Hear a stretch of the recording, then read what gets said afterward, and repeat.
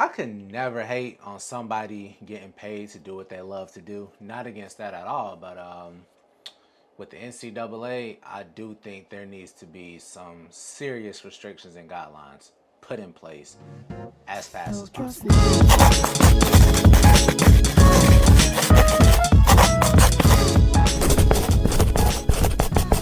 Yo, what's going on, guys? Welcome back to another episode of the Mark It Down podcast. I'm your host, Coach Mark, here to talk about the game, talk about games, and talk about everything in between. Just giving my insight and perspective of how I look at the game from a division college coach standpoint, and also just as your average everyday fan. Couple things I want to talk about today: the state of college sports, getting to things like NIL, the transfer portal, all the good stuff, right? Talk about how that could affect me as a Division I college strength coach. I have had people ask me, right, how does that affect you? Does it affect you? You know, what do you do if you get a new kid? How do kids act when they get big? And I've had questions, so I'm gonna get into that. Also, just want to go through the basics too. Talk about what I do on a day to day. What is it like being a D1 college coach? What are the athletes like? What sports do I work with? What sports do I see? How much do I see? Just get into all of the good stuff. That's what I'm going to be addressing today. Let's go ahead and get into it. So, let's start by talking about what it is that I do, what is my role, the school I'm at, all that good stuff, right? My exact role is sports performance assistant. I am not a head strength coach just yet. I literally just finished my master's, just finished my internship, and I'm just doing an entry-level thing, still getting experience, still gaining, learning, right? All the stuff, all the do's and don'ts, the ins and outs, et cetera, right? So my specific title is sports performance assistant at Georgetown University. Go Hoyas. And despite not being a full-time head strength coach, I still love what I do, right? Still 100% love what I do every day. Waking up, going to work, fun. 100%. I wear gym clothes to work. I'll show up to work in sweats and some J's, and like that's my uniform, right? Like that is my uniform. So that's perfect, right? I absolutely love what I do. The team that I'm the most involved with right now are the men's and women's road crew team, right? They spend a lot of time on the water, and as a part-time assistant, as an entry-level head coach, great starting point for me. Love my teams, right?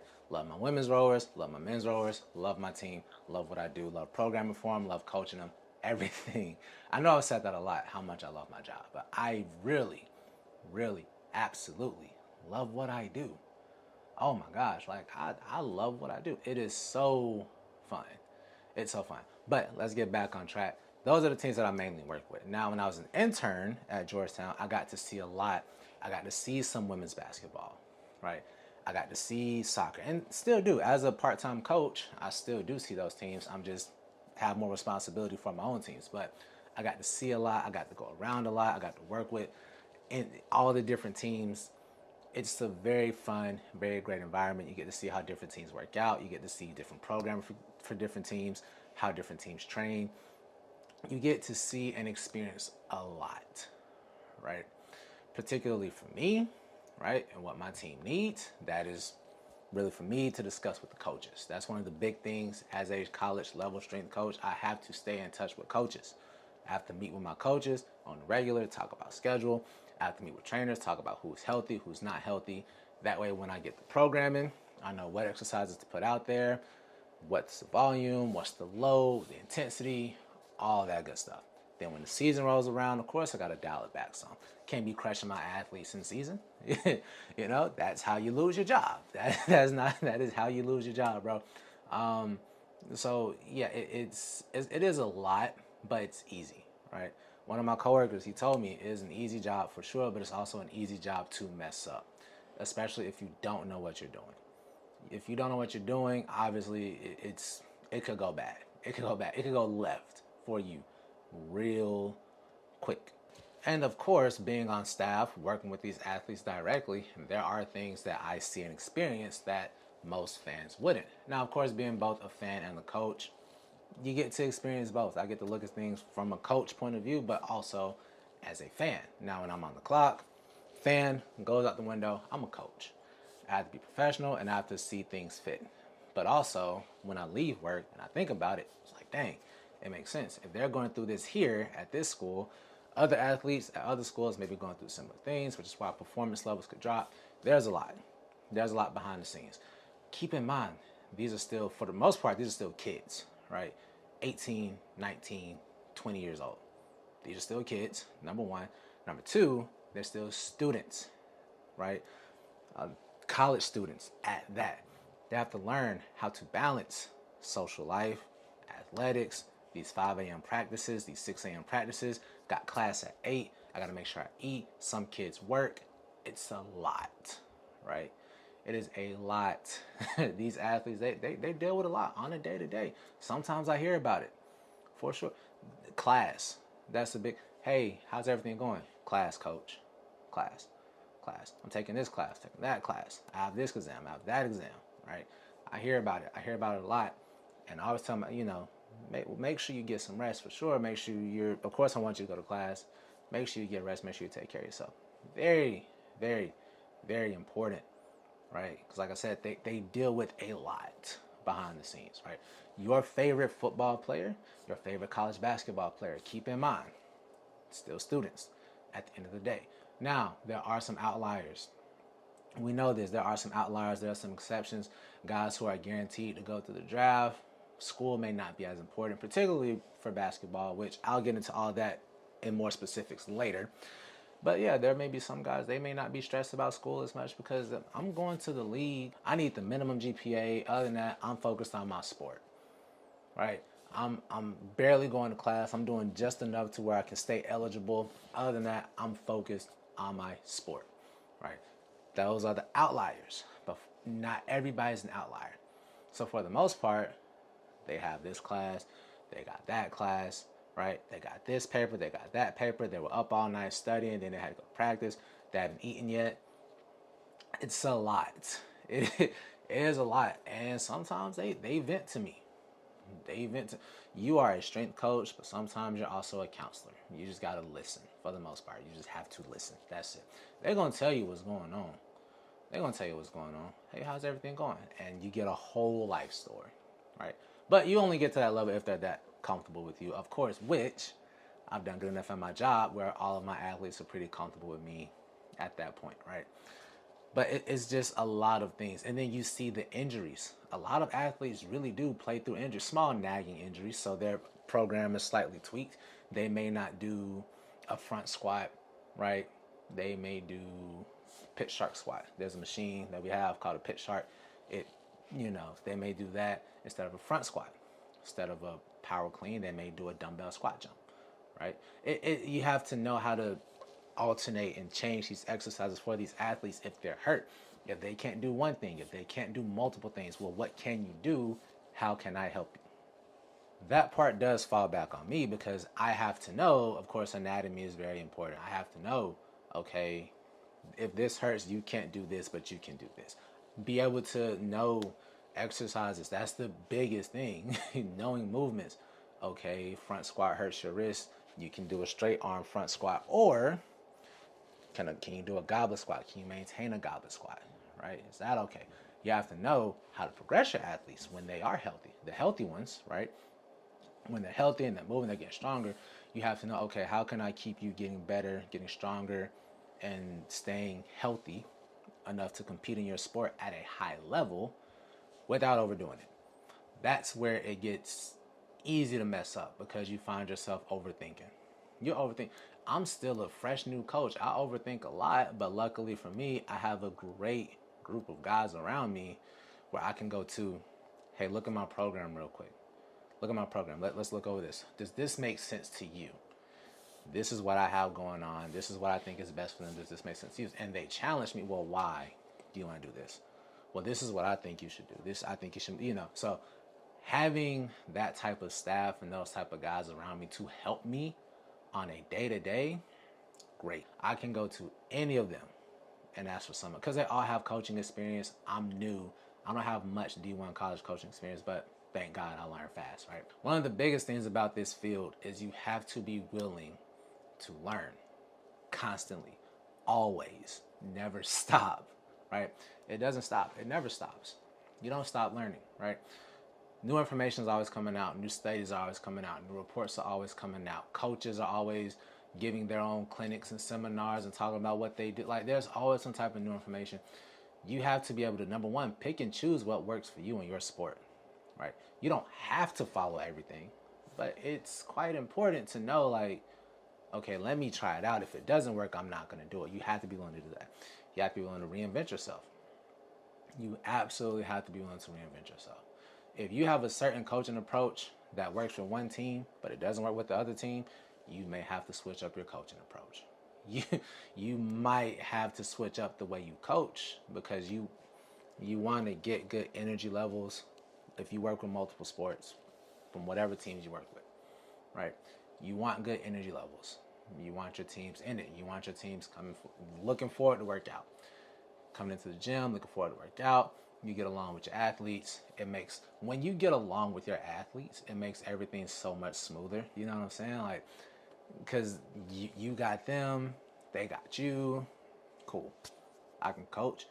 I can be a little bit of a harder coach, right? Because they know it's coming from a good place. They know I have their best interest in heart, right? They know I'm not trying to be mean. I'm not trying to hurt them, whatever, but I want them to be great. And that's the relationship that I have with my rowers, right? I want them to be great just as much as they want me to be a great coach. I hold myself to a certain standard just as much as I hold them to a certain standard. As a strength coach, one of the biggest things I know I can improve on is, well, of course, programming and my ability to progress and regress, right? I know those are two things that are very important, but two things I know I could work on. Knowing how to move my athletes up, right? Go from this movement to this movement. I just took them from goblet squats to front squats.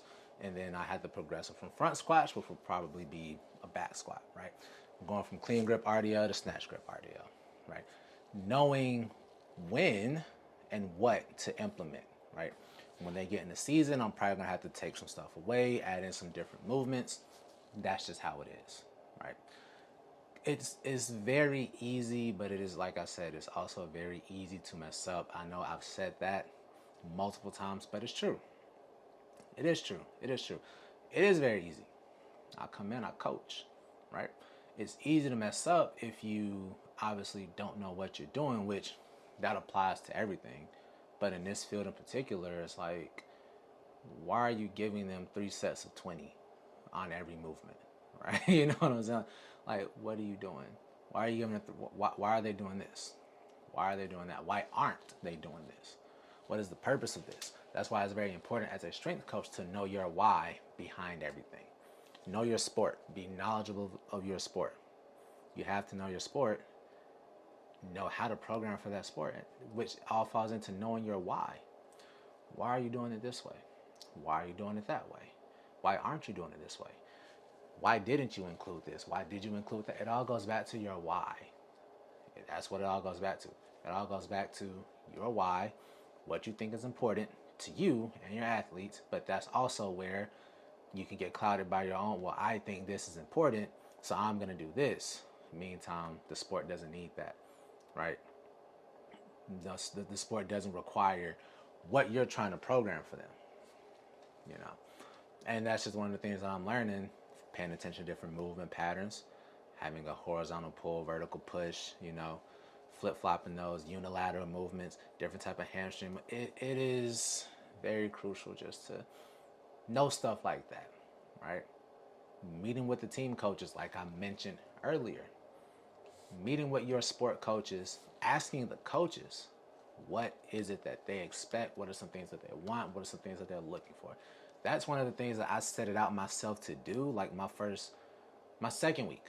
Second week, I got all the coaches' contacts. Hey, let's meet up. Let's discuss. Let's talk about schedule. Let's talk about this. Expectations. What some things you want to see. That was very key for me, so I can get an understanding of where the coach is at. Okay, cool. Well, this is what I want to do, and we can meet in the middle. That is the best way to become a great coach. You develop a relationship with your coaching staff. Like that's key. That is all key in this meetings. I spent a day where I met with like 2-3 different coaches. You know, I didn't even get a chance to work out that day. So it can sometimes be a lot, but it's fun at the end of the day. It's fun at the end of the day. I tell people a lot of time, I work with children. It's fun. I enjoy it. Play loud music, get them motivated, bring them energy, yell at them. Yell at them, right? Now, that approach may not work for every team you see, but for me and the teams I have, 10,000%, absolutely. I love yelling at my athletes.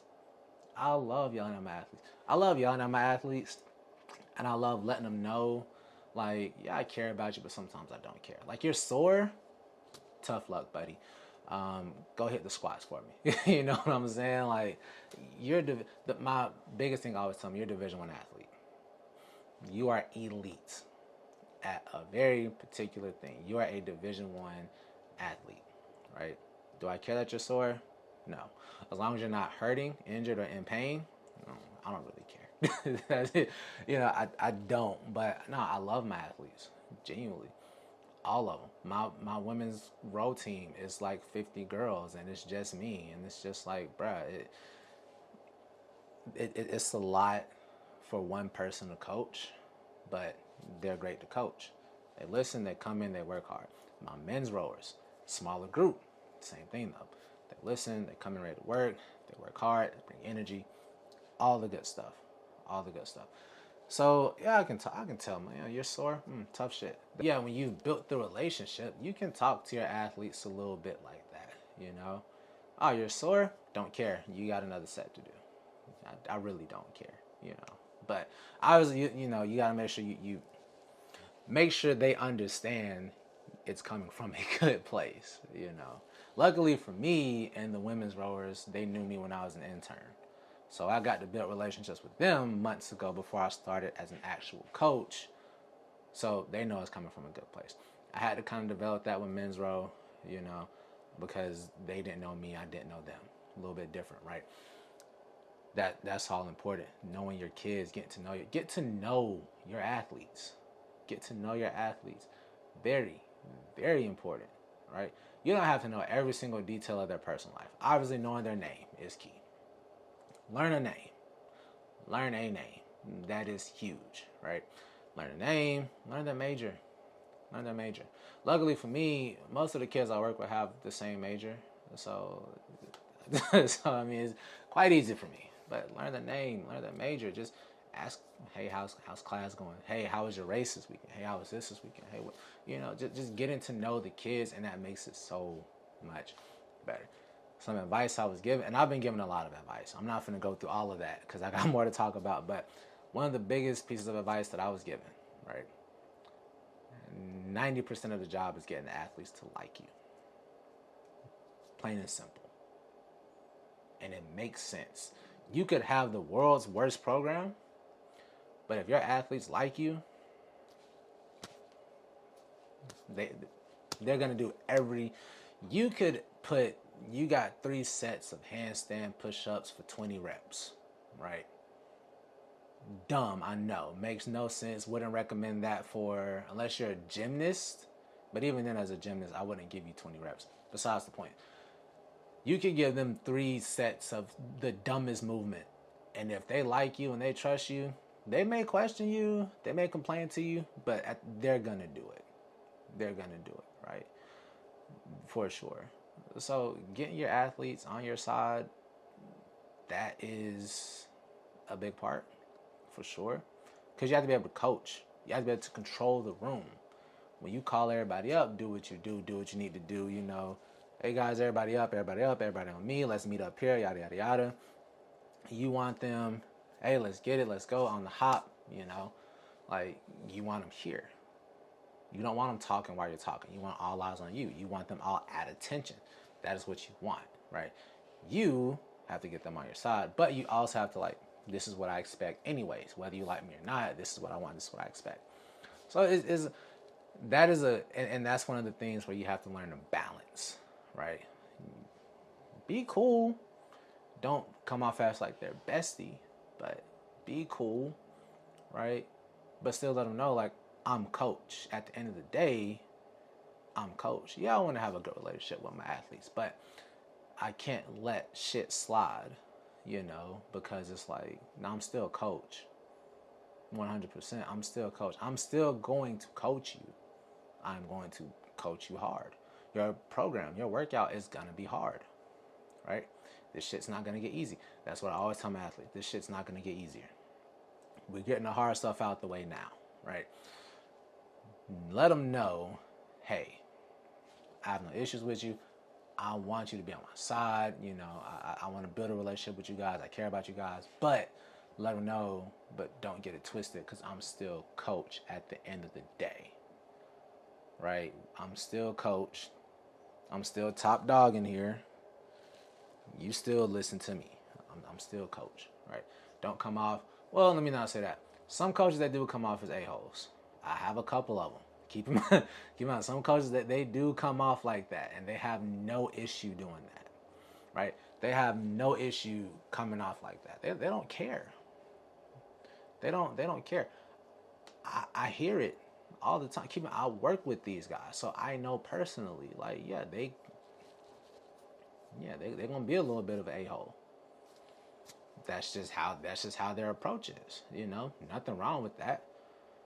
But if you start off that way and then you dial it back a little bit, cool. You know, I didn't start off that way, but my athletes know, like, if I want something done, I expect it to be done, and I expect it to be done efficiently, because I've set that standard. I have let that be known, right? So that's really just big stuff. I did a lot of rambling and yapping about what I do for work. I don't even think I meant to spend that much time. I do want to get into other things dealing with college, but I did spend a lot of time on that. So now this is a perfect time for me to transition, since I'm talking about getting athletes on your side, right? Let's talk about this NIL stuff. Let's get into this NIL. Let's talk about that. Because with these kids making all this crazy money, these kids make way, bro, these NIL kids, bro, make way more money than I've ever seen in my life, dog. Like, not even joking, you know? So it's just like, how can you get a kid like that on your side when they're bringing, these kids are making millions. They're 18, 19 years old. They got a $5 million deal to commit, right? And people have asked me that, you know, does the NIL affect your job? No. Me personally, no. That's more on the actual coaching side.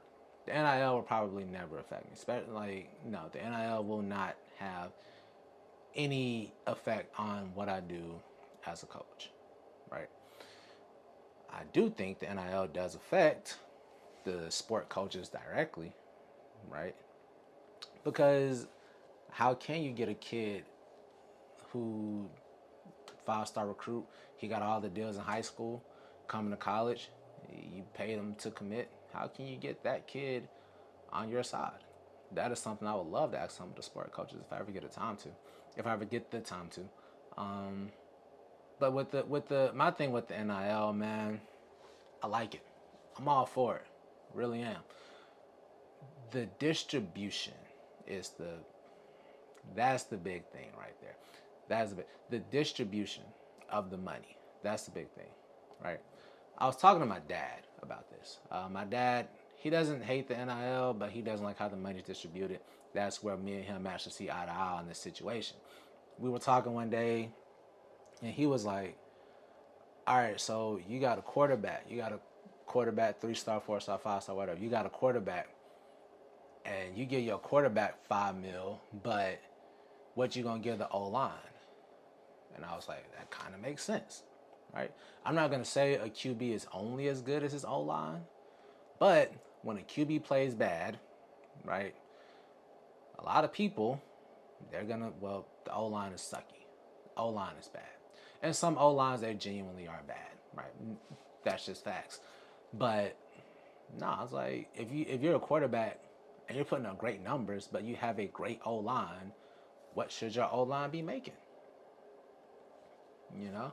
So my dad, he was like, yeah, like, what should the O-line be making? If we getting out here protecting you, you putting these crazy numbers, what should the O-line be making? I was like, that's a great point. It's a great point right there. All right, my dad made a great point. My thing is, number one, it's all about popularity, truth be told. 5 stars and the highlight tapes and the recruit, like it, that is all a big popularity thing, in my opinion, right? Me get to college, No one really cares, especially if you're bad. If you're blessed enough to make it to the pros, no one cares about what you did in college. Definitely no one cares about what you did in high school, right? So with all that, it's just like it's all popularity, bro. It is. It's all popularity. Now in a case like let's look at AJ DeBanster. I bring up AJ DeBanster a lot. I have nothing against AJ. AJ got a bag. AJ had a bag before he went to BYU, and I think BYU paid him like what 5 mil, 7 mil, something like that. He got paid a decent amount to commit to BYU. Not mad at him at all. Get your bread, right? BYU. You got a good return on your investment, but y'all know he's one and done. Y'all know he's not staying more than 1 year. Y'all know AJ DeBanster is a one and done. Giving him 7 mil or whatever. Not saying the player, not saying the talent isn't worth it, but you're only gonna get 1 year out of him, right? Whether y'all win the Natty, lose the Natty, whatever, and BYU's been playing great this season, by the way. But whether they win or lose, he's leaving. AJ's going to the league where his rookie deal is going to be way more than that 7 mil, you know. And then it's like, how much is that investment going to pay off? Like, did you guys just want AJ that bad?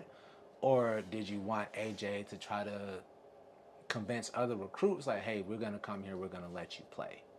You know what I'm saying? Like that. Like, did you guys just want AJ, or did you want AJ so AJ could set something up for the future? Right? That's just my thing. But no, I have nothing against AJ getting paid. I have nothing against these athletes getting paid at all. Right? But AJ getting 7 mil from the school. Now, I'm not saying the 15th man on the bench also gets 7 mil, but that's like, where does that leave him? And not just him, you have other sports. You have all these different sports that all want to get paid, right? So, what I think, similar to what my dad thinks, like I said, I talked to my dad about this before, give them a stipend. Give these kids a set amount. This is your monthly stipend. This is what you get. I don't care if you're 1 star, 5 star, point guard, center, right? Left tackle, right tackle, left guard, right guard, quarterback, wide receiver, right? Running back, DB. I don't care. This is what you get. This is your monthly stipend. This is what we give out, right? And every school can pick their own monthly stipend or whatever, right? If this school wants to give kids $2K a month, cool. This school wants to give athletes $5K a month, cool. Whatever. Every school can pick their own amount, but I think it just needs to be set, right? That will make it fair for all student athletes. But on the flip side of things, I do work in college sports. I do work in college sports, man. So you kind of see, you kind of look at, you kind of understand, like, some of these schools, they definitely prioritize some sports more than others, right? Things that I see, right? So it's not going to work out that way. And I understand it's not going to work out that way. But I think that's the way that this NIL thing could for sure be fixed, right? Give the kids a stipend. Let the big names, right, they're going to earn all their money off the court anyways. AJ DeBanster had endorsements before BYU. BYU gave him, 7 mil to commit, right? But he had multi-year endorsements before he even went to BYU. Let the 5 stars make all their money. You're going to make money off the field. You're going to make money off the court. You're going to have endorsements. You're going to have Nike calling you. Adidas is going to call you. Gatorade might call you. Red Bull might call you. You're going to have all these things. 100%. You're going to have all of these things, right? Mikey Williams, before, his downfall, he signed a Puma deal. His sophomore year? Junior year? Either it was one of his sophomore year, junior year, one of them, he signed like a Puma deal, right? I remember seeing something Nike, they signed like a soccer player. I think she was like 13 or 14 years old. Bro, these kids are going to get endorsements. They're gonna get endorsements off outside of what they do for their sport. Give them a stipend, especially the kids that aren't gonna get. Bro, not every kid on a 15-man roster for basketball, 50+ man roster for football. Not everyone's gonna be making all this bread. They're not. It's not gonna happen. Give the kids a set stipend. Let the big names make all their money from brand deals and all that other stuff. But these other kids, yeah, let them get paid too. These other sports, let them get paid too. Now, I understand. No disrespect to these sports. No disrespect to these sports at all. But we gotta be real here. Basketball, football, they're bringing in views. That is just a fact. That's just a fact. They bring in the most views. The most views out of just anybody. Any other sport, sorry. They bring in the most views out of any other sport. Baseball is third, softball would be fourth, especially in the SEC. Softball is pretty big. But football, basketball, no one's touching those views for college sports, right? One of my homies asked me about the college football championship. It was Indiana and Miami, and of course I watched the game, but I wasn't. There was no dog in the fight, and my homie was like, "Well, why are you watching if you don't have a team?" I was just like, "Just cut. It's the championship. Why would I not watch it?" You have people like me, who I wasn't rooting for Miami. I was low key rooting for Miami, but I'm not like a big Miami fan, So I'm not like diehard Miami. I'm not diehard Indiana, but it's the college football national championship. Why would I not watch it? I'm a sports fan. Of course I'm gonna watch it. Basketball, I'm tuned in all March. I'm tuned in the whole tournament, right? And they make brackets, like people that make brackets, and of course sports betting is a thing. Football and basketball are gonna bring in views like no other. Sometimes their games will bring in more views than the pro sports, right? So they get more TV time, more screen time. They're gonna get more exposure. More exposure leads to more money, right? And that sucks for these other sports that don't really get televised. Those other sports that, yeah, these athletes are great athletes, but you're not really gonna see them. You're not. You're not. You're not gonna see them. Most of the students don't even show up to some of the. I remember when I was in college at Auburn, I went my freshman year. I went to everything. I went to a basketball game, football game. I went to a softball game, baseball. Right? I went everywhere. I went to everything. Of course, football and basketball were way more crowded than baseball. Baseball games had a pretty good crowd. Baseball games, they have a pretty good crowd. I will admit that. Softball, from what I remember, I don't think it was a big game, so I don't think the crowd was that big. They've probably had better crowds than that, but it all comes down to exposure at the end of the day. You can bring the school more TV time, you bring the school more views, school brings in more money, you get more money. That's just how it goes. I understand it's not going to be fair for all athletes. It's not. That's just the reality of the situation. But I still think that's the way NIL can be, tamed just a little bit. Just everybody gets a set stipend. Will it solve the whole problem? No. I don't even want to call it a problem because I don't think it's a problem that kids are getting paid, right? Just everyone gets something.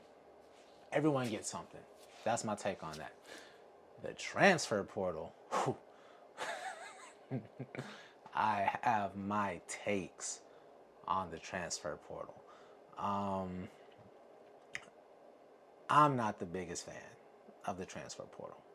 I will admit that. Well, let me not say that. I'm not a big fan of how the abuse, that's the word. The abuse of the transfer portal. That's what I'm not a fan of, right? Guys can just go from school to school to school to school to school with no issue. No issue, right?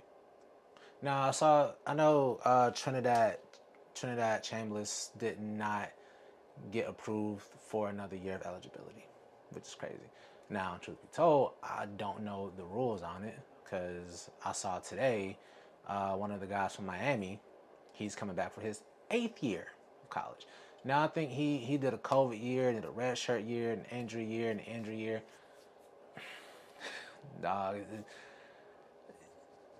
and I get it. It's not fair if you were hurt and you had to miss a lot of time. 100% understandable. You do deserve to play. But boy, it's just like, no. Like, I don't even know how I'm trying to word it, bro, but like, that's just crazy. That is just crazy, bro. I think the transfer portal needs more tightening up than the NIL thing, right? NIL is cool.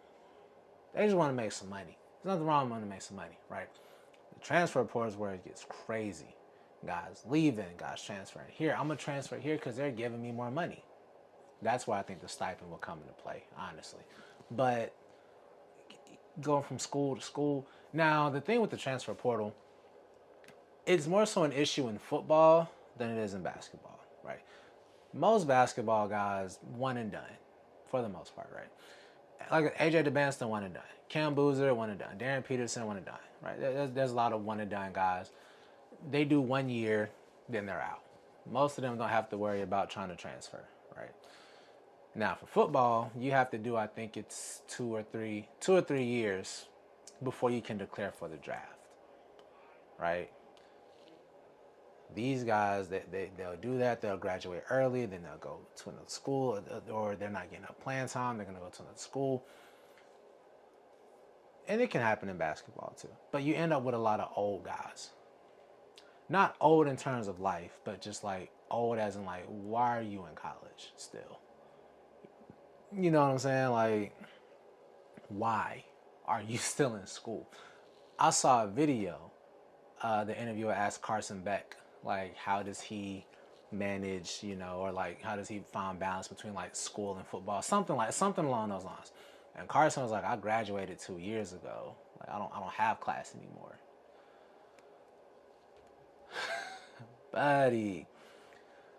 buddy, like, you gotta go, dog. I feel like if you're gonna be in school for longer than 4 years and you want to remain an athlete, you need to be in some type of major or some type of program where you can still take classes. This is not minor league. Well, let me not say that. It basically is minor league at this point. But still, you're going up against these kids. Depending on what team you're playing, how old that team is. Because I can't even say everybody's a kid anymore. Because the basketball, they're allowing guys who've gotten drafted, guys who've played pro, to go back to school. As a former pro, why would you want to go back? You know? I'm not talking about guys like Luka Doncic played for Real Madrid in Slovenia, you know, growing up. That's team he played for growing up. When he was 18 or 19, he declared for the draft. That is completely different. I'm talking like, what if Luka got drafted, you know, played in a couple games, played in summer, played in G League, whatever, and then decided, I want to go back to college. That's a little bit different. Once your name gets called, bro, you shouldn't look back. If you don't make it in the NBA, go overseas. That's just my take on it. You don't want to go in. You had your shot to prove you were NBA worthy, you know? And of course, there's a lot involved in professional sports as a whole. There's a lot, and I have a lot that I can say about that. I probably will dig into that in a different episode, but there's a lot of things involved in staying in professional sports, so I get that. I'm not saying it's 100% the guy's fault. Everything has to fall in line for you to be a pro athlete. But if you get your name called, even if you play in a G League game, you're still playing against pros, bro. Why would you want to go back to college? You're going backwards. That's what you're doing. You're going backwards. You're not improving. You're not developing. If you want to go ball out, go overseas.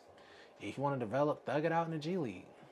You know, that's what the G League is for. It's for it used to be called the D League, the NBA Development League. Before it was the G League. If you want to get better, you play up, right? Like that's typically the thing. AAU, you got kids 13 years old playing 17U. They want to get better. They don't want to play guys their age. They definitely don't want to play down, right? Why would you, as a former pro, want to go back to college? Right? No. You've already gotten drafted. You may have played a game or two and got sent to the G League. Bro, you're there already. Why do you want to go backwards? Like, why? I find that pointless. I wasn't even supposed to be talking about that. I'm supposed to be talking about the transfer portal right now. But just the state of college sports as a whole, I don't think it's in an absolute terrible place. But there are restrictions and rules that need to be put in place since all these new things are happening. NIL, we need rules and restrictions. Transfer portal, we need rules and restrictions. Should pro guys be able to go back to school? No. Why would you want to do that? It just makes no sense to me. But back to my initial point with the transfer portal. You end up with a lot of 24, 25, occasionally 26-year-olds on these college rosters that aren't even like grad students or anything. They're just on the team. They graduated. They're not going to class. They're just on. And I'm curious as to how that works. I've got to do some more research. But they're not even going to class. Like, what is this? Like, what is this? What are we doing right now? What are we doing, bro? You get one free transfer. That would be my thing. You get one free transfer. I'm keep the red shirt, white shirt. You keep all that stuff. You get one free transfer though. You want to transfer again? Cool. Sit out. Sit out a year. Right? You exceed 5 years. I'll say 5 years. Because a red shirt, you would get 5. You exceed 5 years of school. Okay, now we got to look at your education. You got to look at your academics. Are you in a program? You in some type of like engineers typically have to do a couple extra semesters. What is your major? What are you majoring in? Right? You're in a grad program. Like what are you doing? Because you just sitting around, like you're not going to class, you're just playing football. You might as well go prepare to go pro, buddy. That's what you need to go be doing. Right? Now we got to look at stuff like that. That's just my opinion, though. That's just how I feel about it. I remember watching the tournament last year, March Madness tournament last year, and I went to Auburn, right? I went to Auburn, so I'm always root for my Tigers, bro. War Eagle for sure. Even the football days have been dark. But I remember in basketball, we made the Final Four. Again, I was there for the first time. Made the Final Four last year. And the average age of Auburn's starting five was older than the average age of OKC's starting five. I think OKC's starting five was like 24 and Auburn's was like 25. I love my Tigers, but dog, that's crazy. That's crazy to think about. The starting five of a college team is older than the starting five of a professional team. OKC is a very young team. I'll give them that. But still, that just sounds, you know what I'm saying? Like, so if you want to be that old and in school, bro, like, at least be doing something. Because if you're just playing your sport, you might as well just go prep to go pro. Right? Now, if you don't have confidence that you're going to go pro, that's a completely different conversation. But if you're just, and like guys finish, you can finish early and still be on the roster. There are rules and there are things around it. I just think, okay, we need to really be like cracking down and checking, like, okay, how many games, the injury, when did he get injured? How many games did he play? Is there like the NBA has the injury restriction rule? You gotta play like 65 games to be eligible for end of season awards. Maybe college can do something similar. I have to think on that, but it's just like it's getting out of hand a little bit. You know what I'm saying? It's getting out of hand, like it is. They can just hop from school to school to school to school. That brings me to my point of, like I mentioned earlier, people have asked me the things like the NIL, the transfer portal, does that affect my job, or will that affect my job at any point? NIL has nothing to do with me. Nothing to do with me. Transfer, that's a little bit different, right? Because the way I see it, if I get an international student, okay, cool. What type of what type of workouts are they doing over there? The conversion from kilos to pounds, right? Is there going to be a language barrier? You know what I'm saying? Things like that. Or even if it's not an international student, okay, you came from UCLA and now you're here. What were y'all doing at UCLA? What was your coach doing at UCLA? What were you getting away with? Yes, that is big. Some coaches will let athletes get away with stuff just because they're great athletes, right? What were you, let me see squat. Let me see, okay, cool. Back squat. Let me see front squat. Oh, you can't front squat. We do a lot of front squats over here. Let me see, so it's just like, I have to make sure I catch you up, and at the same time, make sure you're still moving at a safe pace, but you're also still be able to stick with the team, making sure I don't hold the team back, because you don't want to hold the team back. You don't want to regress the entire team for the sake of a few athletes. Everybody has to keep moving. You just got to figure out how to work it. You got to figure out how to make it work. That reminds me of when one of the strength coaches at Georgetown, when I was an intern, and he brought that up to me. He was like, the transfer portal doesn't really affect my job, but what you gonna do if you get a kid who transfers in and that kid can't squat right, that kid can't RDL right, but you got all these other athletes who can. Now you gotta figure out, like, what are you gonna do, right? Now that's not why I don't like the transfer. I just don't like the abuse of the transfer portal and the freedom. It really, like, college has always been minor league, but like it's out in the open now. These teams are getting GMs and kids are signing contracts to commit. It's crazy, man. It's really crazy. But not mad at it. Not mad at it, man. These coaches in these schools, they've been making money off these athletes for decades. Decades, bro. Can't be mad at the kids, but there needs to be some type of structure put in place. I don't want them to take away NIL. I don't want them to take away transfer portal. I just need some type of structure around it. Plain and simple. That's it. Get your money. AJ, I'm not mad at you because BYU gave you $7. I would have took $7 million to go to BYU. I think anybody would have. You taking $7 million was not a bad choice. BYU giving you $7 million for the 1 year you're gonna give them, that's on them, right? I wouldn't pay a kid that much because I know he's one and done, right? AJ's one and done, but he's AJ the Banster, so I get it. But AJ's one and done. But AJ, I'm not mad at you, bro. Get your money. Get your money. Get your bread up. I could never be mad at somebody for getting paid. That's not my issue. I just want a little bit more structure within the system. NIL, let's make sure everybody gets paid something. Whether you're the first man or the 15th man. Everybody gets paid something.